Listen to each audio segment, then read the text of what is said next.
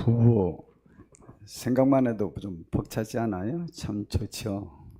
우리의 배우자 얼마나 좋으셨습니까? 그 이름, 그 말 표현 자체만으로도 황홀하고 복된 그러한 관계죠. 하나님이 천지를 다 창조하시고 아담을 만들었습니다. 근데 신기해요. 하나님도 다른 짐승들은 다 암수를 만들으셨는데 사람만, 남자를 먼저 만들었어요. 그래가지고 남자가, 그 아담이 각 짐승들의 이름을 지었습니다. 그러면은 그것이 바로 그 짐승의 이제 이름이 되었죠. 근데 성경에 보니까 사람이 혼자 사는 것이 좋지 아니하니 내가 그를 위하여 돕는 배필을 지으리라 그랬습니다. 그러면서 그 짐승들의 이름을 지어줄 때 돕는 좀 배필이 있었으면 참 좋겠다 라는 생각을 좀 가졌어요. 혼자 하니까 그게 좀 별로 안 좋구나 라는 생각을 가졌죠. 그래가지고 아담을 깊이 잠들게 한 다음에 뼈를 빼와가지고 거기에 살을 붙여가지고 갈비뼈에다가 살을 붙여서 여자를 만들어서 이렇게 남자에게 데리고 왔어요. 그때 남자가, 하와가 외친 말이 있습니다. 여지껏 보세요. 에덴 동산도 만들었지, 모든 짐승도 자기가 다 다스리지,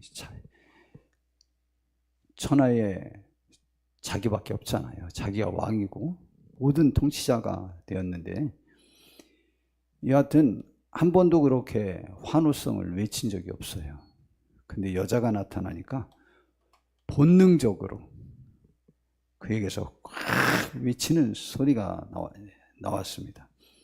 내 뼈 중에 뼈요 살 중에 살이라. 이것을 남자에게서 취하였은즉 여자라 부르리라. 그렇게 했어요. 야, 이거를 그 현대어 성경에서는 그러자 그가 너무나도 기쁜 나머지 이렇게 소리 질렀다. 아니 이게 누군가? 이제야 이렇게 모습을 드러내다니. 이 사람은 내 뼈에서 나온 뼈 아닌가? 내 살에서 나온 살 아닌가? 라고 하면서 외쳤다는 거죠. 그리고 그 여자라는 이름도 줘줬어요. 여자라고. 그런데 이걸 또 공동번역에서도 이렇게 말합니다. 아담은 이렇게 외쳤다. 드디어 나타났구나. 내 뼈에서 나온 뼈요 내 살에서 나온 살이구나 라고 이렇게 외쳤습니다. 너무 좋아가지고 이런 말할 수가 없었죠. 제가 이제 제 아내가 작년에 그렇게 되었을 때 여하튼 우리의 삶, 저와 제 아내가 관계에 있었던 모든 사진들, 그리고 제 아내의 앨범을 통해서 제 아내 어렸을 때부터의 사진들, 제 사진들, 그리고 둘의 관계된 사진들을 전부 살펴봐서 그 중에 좋은 인상으로 많은 것들을 회복할 수 있는데 보탬이 되겠다 생각하는 사진들을 전부 제가 이게 뭐죠? 스캔하는 걸 전도사님한테 배워가지고 전부 스캔을 해놨습니다.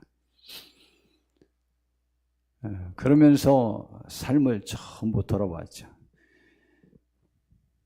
1986년 2월 22일 토요일 날 신림 사거리에 그때 서원 예식장이라는 곳이 있었습니다. 거기에서 결혼을 했었는데 거기에 노미진 권사님은 왔을 것 같은데요. 학생도 왔었지? 그런데 제가 거기에 신랑 입장하고 들어갈 때 그냥 저는 이제 사진을 보면서는 제가 붕 떠서 들어가는 그 사진을 보면서도 이제 그런 기분이 드는 거죠. 붕 뜬 기분. 정말 구름을 거니는, 하늘을 떠다니는 기분으로 제가 들어갔습니다. 그랬더니 제 아내도 그렇게 말하더라고요. 그때 참 너무 좋았다고. 제 정말 지금도 아주 선해요. 지금도 기분에 꼭 구름 위를 제가 걷는 것 같은, 정말 날아가는 것 같은 그런 기분. 사진을 보면 더 그게 막 그 기분이 더 나는 거예요. 그렇게 좋았습니다. 부부가 이제 그러한 거죠. 아내, 특별히 남편에게 있어서 아내. 그래서 잠언 18장 22절에는 아내를 얻는 자는 복을 얻고 여호와께 은총을 받는 자니라 라고 이렇게 말을 했습니다. 부부는 바로 그러한 관계죠.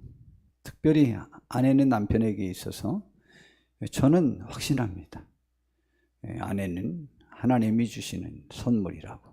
그럼 남편은? 아마 남편도 그렇겠죠? 남편도 그렇습니다.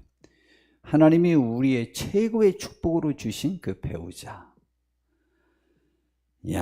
그런데 이 부부가, 그렇게 좋았던 부부가 뱀이 나타나서 하와에게 하나님 같아질 수 있는 길을 알려줬어요. 뱀인 사탄이 와서 하나님이 독점적인 권력을 쥐고 주권을 가지고 너희들을 뒤흔들고 있는 거니까 그것을 빼앗아 가질 수도 있고 그 자리를 나누어 가질 수 있는 길을 가르쳐 줬어요. 그게 뭐냐? 선악과를 먹으면 된대요. 그래서 못 먹게 한 거라는 거죠. 하나님의 말씀과 사탄의 말이 상당히 달라요.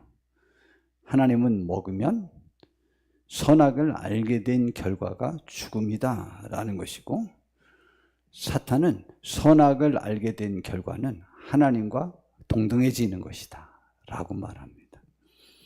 여러분, 하나님 나라를 알기 위하여 세상을 알아야 된다고요? 귀하게 쓰인 하나님의 사람들은 대부분 세상을 잘 모르고 하나님을 알고 세상을 구원했습니다. 근데 놀라운 사실은 옛날에 술을 먹다 끊은 사람이 힘든 일을 만나면 다시 또 술집으로 찾아가는 경우가 많고, 담배를 피던 사람은 힘들어서 담배 피는 사람들 많고, 좌우지간 늦바람이 무서운 게 아니고 첫바람이 죽을 때까지 가서 그게 더 무섭습니다.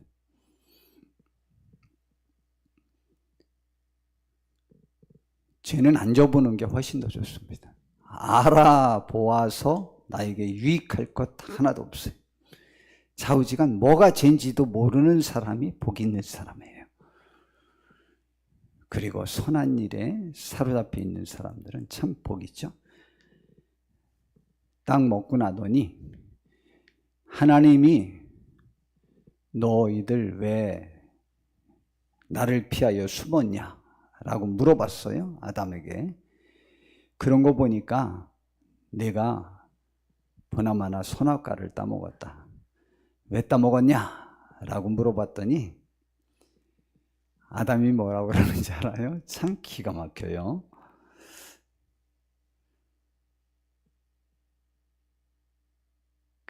하나님이 저에게 주셔서 원망의 대상이 둘이 되죠. 하나님이 저에게 주셔서 괜히 주셔서 나와 함께 있게 하신 그 하와가 날 보고 먹으라고 해서 먹었습니다. 그랬어요. 여하튼 우리 남자들은 잠들면 안 되는 것 같아.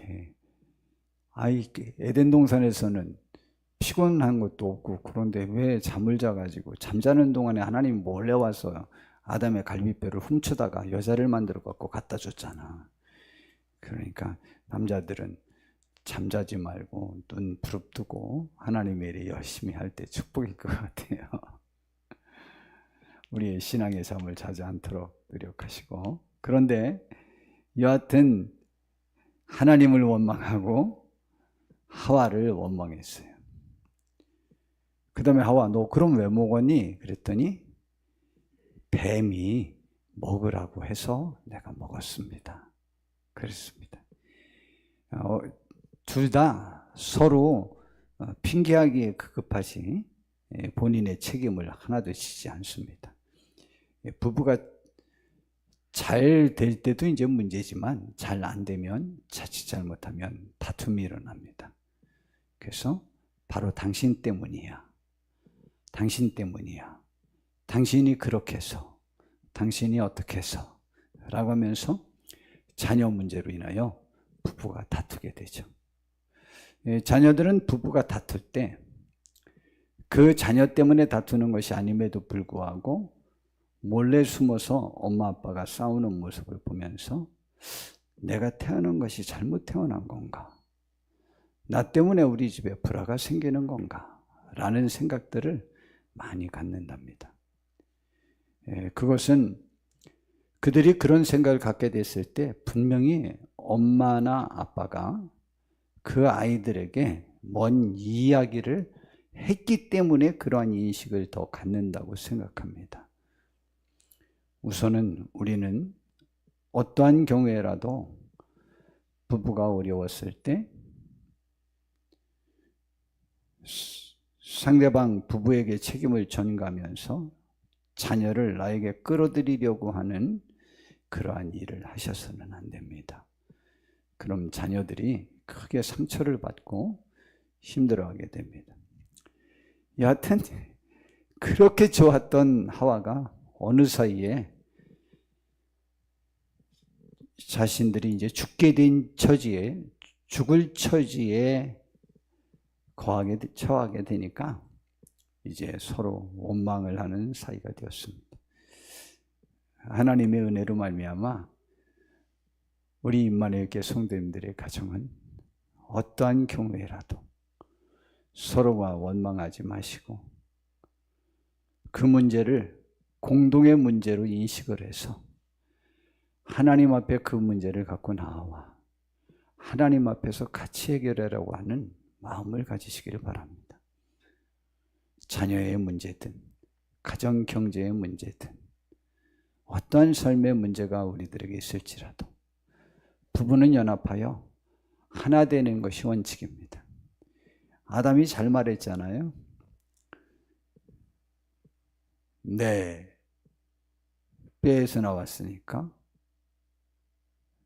내 뼈 중에 뼈고 내 살 중에 살이라고. 그래서 둘이 부모를 떠나 한 몸을 이룬다라고 말했습니다. 그래서 둘이 합쳐야 한 몸이 되는 거지. 혼자 있으면 우리도 반쪽이라고 그렇잖아요. 반쪽. 그래서 둘이 모여야 한 몸이 되는 거죠. 우리의 가정은 하나님의 은혜로 꼭 한 몸이 잘 유지되어지는 축복이 있길 바라고 그렇게 사시길 바랍니다.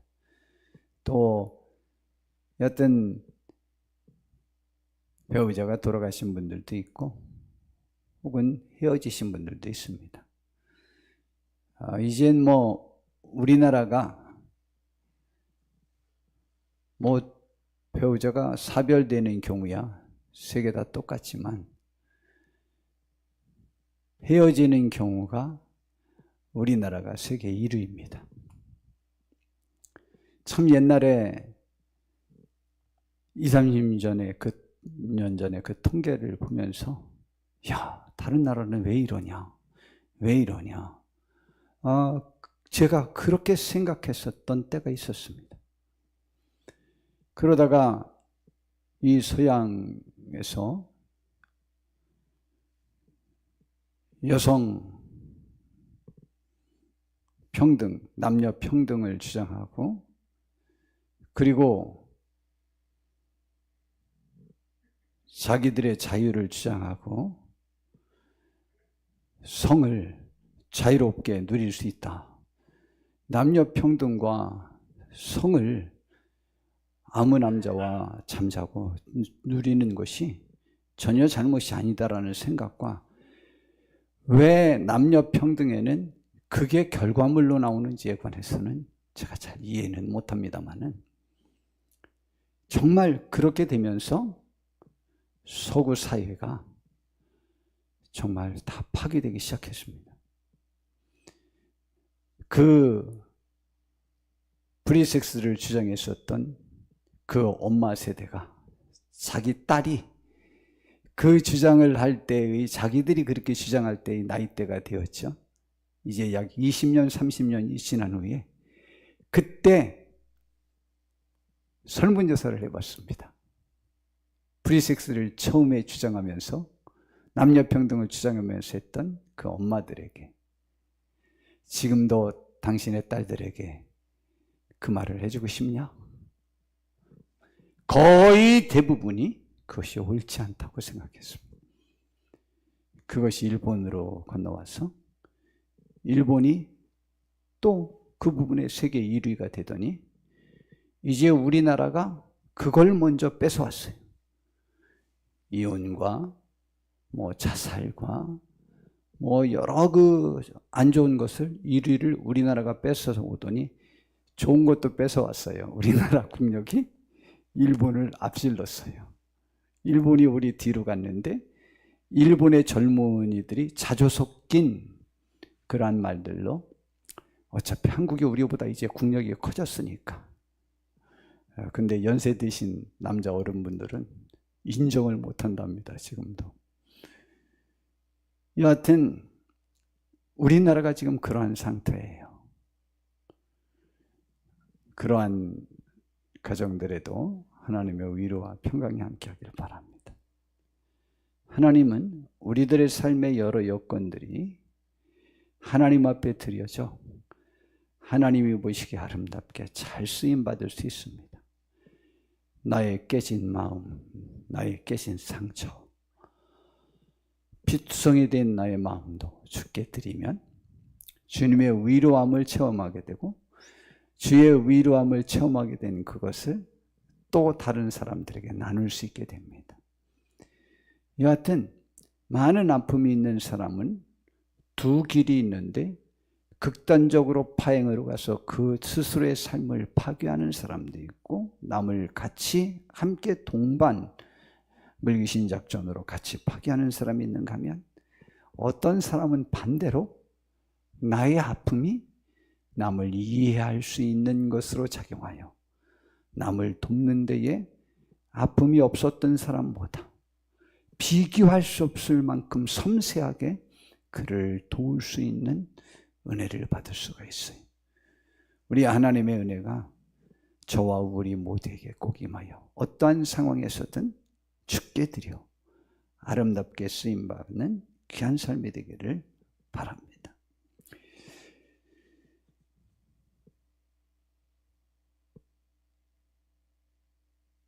잠언 30장에 보면 아굴이라는 사람이 30장을 썼어요.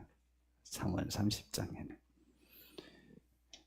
31장은 또 다른 사람이, 그리고 그 전까지는 29장까지는 솔로몬 왕이 썼어요. 근데 30장 아굴에 쓴 그 잠언 그 장을 혹시 기억하십니까? 그는 내가 궁금한 것 서너시 있나니 하는 것들이 여러 개가 나와요. 그 중에 18절부터 보니까 내가 심히 기이 여기고도 깨닫지 못하는 것 서너시 있나니 곧 공중에 날아다니는 독수리의 자치와, 분명히 독수리가 날아다녔는데 공중에는 독수리가 지나간 흔적이 안 나는데요. 그게 신기하다. 반석 위로 기어다니는 뱀의 자치와, 바위 위에 지나간 거야. 흔적이 남겠어요?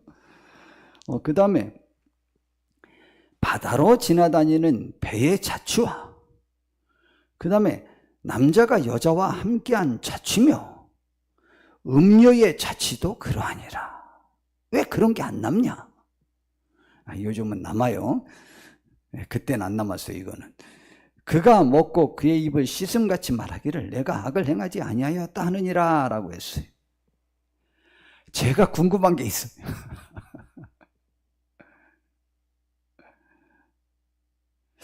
인류의 범죄는 하와가 뱀인 사탄의 유혹을 받아서 선악과를 먹고서는 아담에게도 권한 것입니다. 그러면 그 이후에는 하와는 자숙하고 그렇게 남편을 휘어잡으려고 하지는 말아야 할 텐데 성경은 여전할 것임을 말해주고 있습니다. 하나님과 견주며 하나님의 주권 아래 있기를 거부했던 여자 하와는 범죄한 후에도 여전히 남편인 아담을 손아귀에 넣고 주무르고 싶어 합니다. 전 이게 신기합니다. 저 사실 진짜 궁금하거든요. 왜 자숙하는 것이 없죠? 그래도 남자는 머리라도 긁잖아.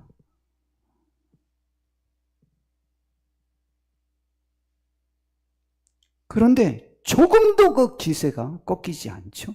왜 안 꺾이는 거죠?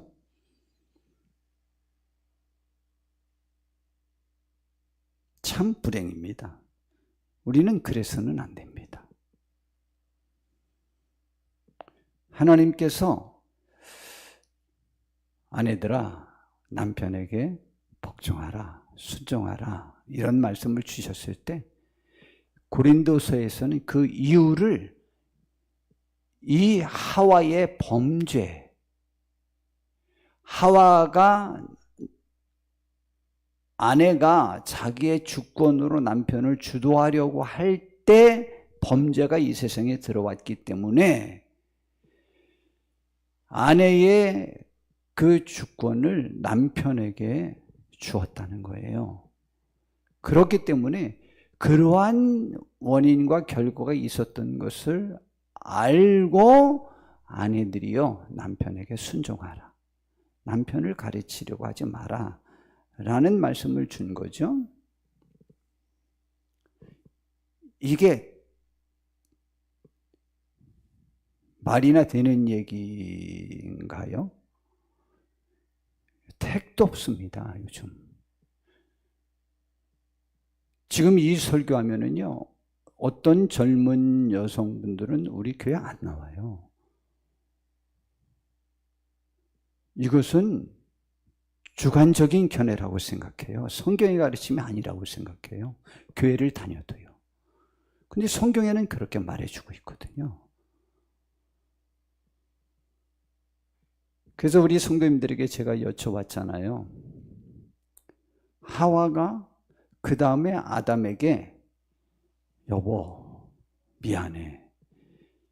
나 때문에 우리가 에덴 동산에서 쫓겨났고 죄를 짓게 되었고 그렇게 우리도 죽게 되었고 나 때문에 죄가 들어와서 우리 큰아들 가인이 그 착한 둘째 아들 아벨을 죽이고 또 가인은 우리와 또 살지도 못하고 평생 이렇게 떠돌이로 살게 되는 그러한 것이 되었고 여보 미안해.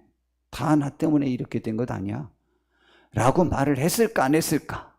라고 했을 때 우리 교회 성도님들의 대부분이 하와는 그 사과 안 했을 것이라고 생각해요. 저 개인적인 견해로도 왜 다른 주석가들은 그런 거 관심 없지? 나는 그런 거 굉장히 궁금한데 이제 그거 질문하고 거기에 대한 누가 답을 한 사람 있나고 아무리 추측이라도 해본 사람 있나 했더니 저 혼자만 그렇게 생각하고 있어. 없더라고. 딴 사람은 뭐 책을 적게 봐서 그렇겠죠. 전 세계에 있는 설교집 다 보았더라면 있을 건데 일단 제가는 못 봤습니다. 왜 인정하지 못하죠? 왜 사과하지 못하죠? 저는 그것이 참 마음이 아파요. 그래서 복된 가정은 아내도 사과할 줄을 압니다. 복된 가정은 남편도 사과할 줄 압니다. 복된 가정은 아내도 남편에게 감사할 줄 압니다. 지가 해준 게 뭐 있어서 라고 하지 않고. 그리고 복된 가정은 남편도 그 아내를 기뻐하고 사랑하고 고마워하고 때론 미안해하고 같이 아파하고 같이 기뻐합니다. 정말 신기하지 않아요? 범죄함으로 하나님이 하와에게 준 벌이 있어요. 하나는 창세기 3장 16절에 보니까 자기가 아기 낳을 때 고통이 더해지고, 두 번째, 너는 남편을 원하고 남편은 너를 다스릴 것이니라 그랬어요. 그런데 이 말씀을 공동번역에서는 남편을 마음대로 주무르고 싶겠지만 도리어 남편의 손아귀에 들리라.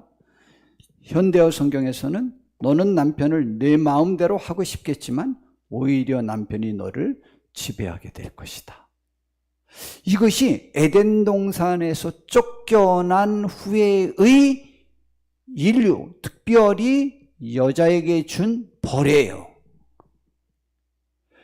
그러면 범죄한 이후로 하와 때문에 그런 일이 벌어졌음에도 불구하고 하와는 에덴 동산에 있을 때도 하나님도 주무르고 싶었고, 아담도 자기가 먹여야만 되는 그 주권을 가지고 잘 될 수 있는 길이 있는데 안 먹어 이 인간하고 먹이더니, 이것이 먹이는 건 먹인다고 그러죠. 먹이더니 쫓겨난 상태에서도 그 습성이 그대로 있다는 거예요.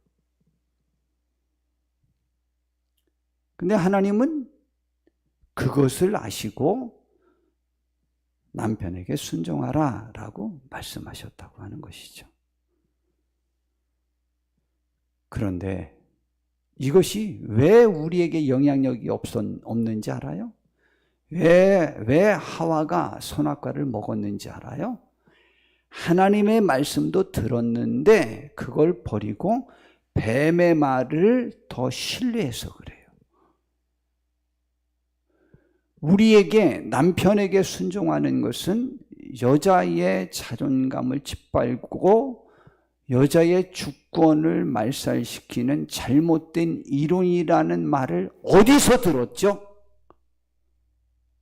바로 내가 나의 그 하나님을 떠나는 생각에 용기가 생긴 거예요. 자기에게 지식화되어 있고 그 지식이 나를 주도하게 된 거예요. 지식은 사람을 이끌게 됩니다. 그러므로 우리는 분명히 명심하고 하나님의 말씀에 귀를 기울이셔야만 합니다. 디모데후서 3장 14절에서 17절 사이에 보니까 바울 사도가 디모데라고 하는 젊은 목사님, 지금 바울 사도가 심혈을 기울여서 세운 에베소 교회가 디모데후서를 쓸 때에 전 세계의 중심 교회였거든요. 그 에베소 교회를 디모데 목사님이 담임하고 있을 때였어요. 그때 목회를 어떤 의식을 갖고 하여야 되느냐? 그러나 너는 세상에 여러 가지 일이 많이 있다고 할지라도 배우고 확신한 일에 거하라. 너는 내가 누구에게서 배운 것을 알며, 우리는 세상 많은 사람들은 여기저기의 이론에 끌려다니지만 너는 배우고 확신한 일에 거하라. 뭔 성경을 배워. 또 어려서부터 너는 성경을 알았는데 성경은 능히 너로 하여금 그리스도 예수 안에 있는 믿음으로 말미암아 구원에 이르게 하는 지혜를 얻게 해요. 모든 성경은 하나님의 감동으로 된 것으로 교훈과 책망과 바르게 함과 의로 교육하기에 유익하고 이는 하나님의 사람으로 온전하게 하며 선한 일을 행할 능력을 갖추게 하려 하심이에요. 그러나 세상의 이론은 선한 일을 하는 능력을 갖추게 하는 게 아니에요. 나의 이득을, 나의 자존심을 극대화시키는 방법을 말해주고 있어요.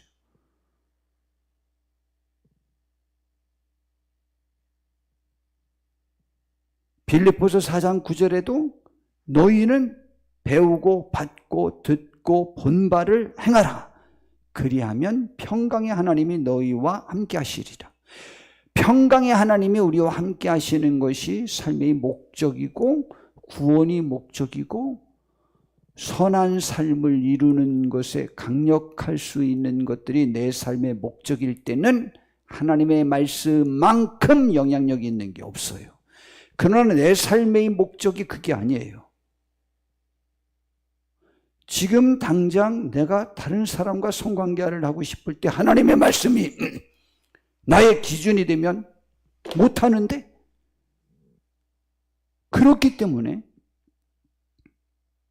저는 그 신앙을 갖다 뱀의 신학, 사탄의 신학, 하와의 신학, 여성 신학이라고 말하고 싶어요. 조심하셔서 성경은 여성 신학, 남성 신학이 아니고 그냥 신학이에요. 신은 하나님 신자거든요. 하나님 학이에요. 우리는 하나님의 말씀이 우리들의 가정을 지배할 수 있으면 참 좋겠습니다. 부부에 대한 오늘의 말씀도 마찬가지예요. 에베소서 5장 21절부터 해보니까 그리스도를 경외함으로 피차 복종하라. 예, 하나님을 경외하십니까? 그러면 부부요, 혹은 모든 사람과의 관계에서 피차 복종할 수 있는 자세가 필요해요. 특별히 아내들이요, 남편에게 복종하기를 죽게 하듯 하라. 이는 남편이 아내의 머리됨이 그리스도께서 교회의 머리됨과 같음이니 그가 바로 몸의 구주시니라. 성경은 이렇게 정의했는데 이것이 우리 임마누엘교회 성도님들, 특별히 여자 성도님들이 아멘으로 이것이 받아들여져야 돼요. 이게 말이나 되냐? 라고 생각하시지 말고 그것이 나에게 복되길 바랍니다. 그러므로 교회가 그리스도에게 하듯 아내들도 범사에 자기 남편에게 복종할지니라. 그런데 보세요. 남편에게 하는 말이에요. 남편들아, 아내 사랑하기를 그리스도께서 교회를 사랑하시고 그 교회를 위하여 자신을 주심같이 하라. 자신을 주심같이 하라. 이때도 저는 사실은 아쉬워요. 왜 여자는, 남자가 여자의 잘못 때문에 자신을 포기해야만 되는 상황이 자꾸 되어야 되느냐라고 하는 것이죠. 그렇다면 현재 여자들은 이 말이 싫은 거죠. 여자가 뭔 잘못했다고? 잘못은 남자들이 하지 라는 생각에 사로잡혀 있는데, 성경은 남자가 아내를 그렇게 사랑하지 않고는, 그러한 마음으로 사랑하지 않고는 아내와 정상적인 관계를 맺기가 어려움을 말하고 있는 거예요. 그런데 아내들은 끊임없이 그것을 인정하지 않는 상태를 지금도 말하고 있잖아요. 에베소서에서도. 창세기에서만이 아니고. 뭐라고 설명하느냐면, 이는 곧 물로 씻어 말씀으로 깨끗하게 하사 거룩하게 하시고 자기 앞에 영광스러운 교회를 세우사 티나 주름 잡힌 것이나 이런 것들이 없이 거룩하고 흠이 없게 하려 하심이라. 이와 같이 남편들도 자기 아내 사랑하기를 그렇게 하라. 그렇게 했어요. 자기같이 하라. 그러면 아내는 남편이 아내가 잘못한 것을 없는 것처럼 해주지 않는 한 큰 소리 빵빵 칠 수 있는 삶이 안 된다는 거죠. 큰 소리 치라고요. 잘못이 없는 것처럼 살으라고요. 그러나 남편에게는 그렇게 하면 안 되잖아요. 남편은 알고 있잖아. 내 아내를, 나를. 남 앞에는 내가 그런 사람이 아닌 것처럼 남편이 방편하게 해주니까 그렇게 살으라고, 괜찮다고. 그것이 정상적인 현상이라고. 그러나 최소한은 남편에게는 고마워서라도 순종해 줘야 되지 않느냐라는 말씀입니다. 그냥 한마디로 말하면 양심 좀 있으면 좋겠다. 우리들의 가정이 복된 가정이 되기를 정말 바랍니다. 남편분들이 또 그렇다고 해서 아내의 잘못을 떠버리면 그 대신 져주는 거 아니죠. 절대 대신 줘주는 거 아니죠. 여기는 그렇게 해서 아내가 내 덕에 그런 잘못이 본래 없는 사람처럼 큰 소리치고 살 수 있도록 해주라 라고 했으니 남편분들 명심하셔야 됩니다. 정말 명심하셔야 되는데 우리 남편분들이 아내의 잘못을 증명하면 그냥 이 편이 어떨는지 모르지만 아내들은 죽습니다. 정상적인 생활을 못합니다. 그러면 고스란히 그 책임을 남편들이 지셔야만 합니다. 그 책임을 아내에게 묻지 않아요, 하나님이? 하나님은요, 우리가 죄를 지었을 때에 책임을 우리에게 묻지 않았어요. 대신 우리에게 묻는 조건 하나가 있죠. 내가 죄인입니다. 나를 용서하여 주십시오. 주님 때문에 제가 살았습니다. 라는 고백이 필요하죠. 그 고백은 필요한 거죠. 그래야 우리가 구원받을 수 있잖아요. 마찬가지로 우리 가정도 마찬가지입니다. 아내분들은 잘 인정하지 않아요. 왜 인정하지 못하는지 알아요? 약하기 때문이에요. 죄성 때문이에요. 그런데 그것을 증명하면 예수님처럼 하나님처럼 감싸주고 그것 때문에 대신 죽어주면 우리가 살듯이 남편들이요, 논리와 이성과 양심과 도덕과 모든 합리성에서 어긋난 그의 삶을 안정되지 못한 그 삶을 수용할 때 우리 가정이 안정될 수 있어요. 정말 명심해서 들으셔야만 합니다. 남편 되신 분들이요. 이렇게 안 하면 아내가 설 수 없어요. 그러면 남편이 손해라고요? 별게 또 다 손해야.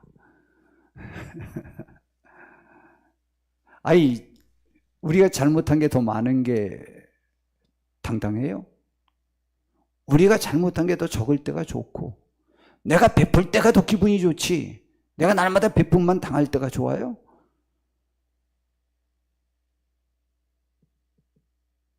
아내분들도 마찬가지죠. 아내분들도 본인이 베풀 때가 더 행복하죠. 그러니까 우리는 내가 베풀 수 있을 때, 내가 그렇게 감사할 수 있는 입장에 있을 때가 고맙지. 나는 아무도 숨겨주지 못하고 감사할 수 없는 부족한 사람이 됐을 때가 좋아요? 그죠? 생각해보니까 안 그렇잖아요. 나에게 넉넉함이 있는 것이 나 스스로가 행복이고 좋은 것 아니겠어요? 내가 보살필 수 있는 대상이 있는 것은 인류에게 주어진 최고의 축복입니다. 얼마나 좋겠어요? 우리에게 복된 아내를 허락하시고 복된 가정을 허락하셨어요. 그걸 내가 땀 흘려 노력을 해서 책임을 지는 그 모습은 바로 그리스도의 모습 아니에요? 부족한 우리 보고 그리스도를 예수님과 비교하면서 설명해 주시니까 또 감사하잖아요. 그렇지 않아요? 우리 남편분들 그렇게 한번 해보셔서 가정을 안정시키십시오. 그 축복을 우리에게 주셨어요. 부부에 대한 또 다른 교훈들이 베드로서에 있는 말씀이 저는 참 좋아요. 아내들아, 3장 1절부터 보니까 이와 같이 자기 남편에게 순종하라. 그런데 누구도 혹 말씀을 순종하지 않는 자라도 말로 말미암지 않고 그 아내의 행실로 말미암아 구원을 받게 하려 함이니. 남편을 구원시키려면 순종해야 돼요. 너희의 두려워하며 정결한 행실을 보는 거지 말을 보는 게 아니에요. 그러나 남편들도 아내의 말을 듣고 싶어 해요. 너희의 단장은 머리를 꾸미고 금을 차고 아름다운 옷을 입는 외모로 하지 말고 남편은 아내가 화려하게 옷 입은 것에 관해서 그렇게 황홀해하지 않아요.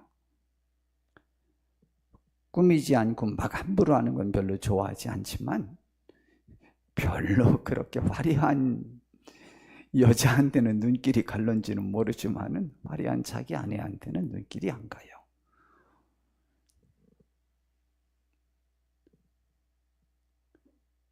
아내에게서 바라는 것은요, 지금 베드로 사도가 한 말, 베드로 사도를 통해서 우리에게 주신 말씀이 딱 맞아요. 좀 거칠애로 하지 말고 좀 행실을, 마음씨를 좀 잘 가져봐라, 이 말이죠.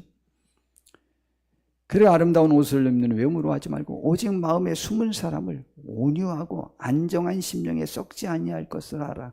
제가 온유한 것 자주 말씀드려요. 아이들한테 물어봤어요. 온유한 게 사나운 거야, 독한 거야, 뭐야? 그랬더니 아니요, 사나우고 독한 거 반대라. 애들도 다 알더라고. 사납지 말라 이 말이에요. 남편에게 사납게 굴지 말라. 왜 이렇게 무섭냐고 아내가. 그리고 안정된 심령. 그냥 하나님과 나 자신을 믿으라고. 그리고 누가 어떻게든지 간에 너무 신경 쓰지 말고 나의 신앙대로 밀고 나가라고. 나의 가치관대로. 남에게 너무 예속되어서 그냥 남 눈치나 보면서 그 비유나 맞추느냐고 그렇게 하는 사람 되지 말고 그냥 온유하고 안정된 심령을 좀 가져라. 이걸 갖다 심령에 썩지 아니할 것이라고 말해요.